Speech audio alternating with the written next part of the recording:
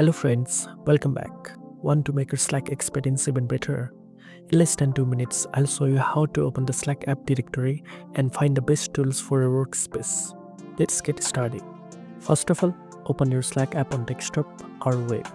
If you are not logged in yet, sign in to your workspace.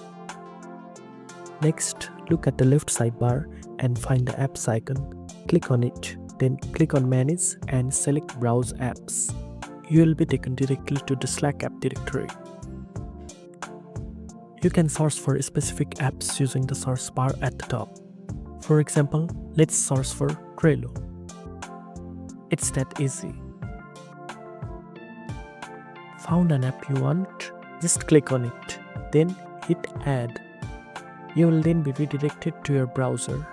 Click Add to Slack and then click Allow. Now the app will be added to your Slack. Some apps require a 6-digit verification code when adding them. Just enter the code and the app will be added. And there you go. You are now ready to enhance your Slack workspace with powerful apps. That's how you can access the Slack app directory and make your workspace even better. If you found this helpful, make sure to like, subscribe and ring the bell for more tech tips. See you in the next video.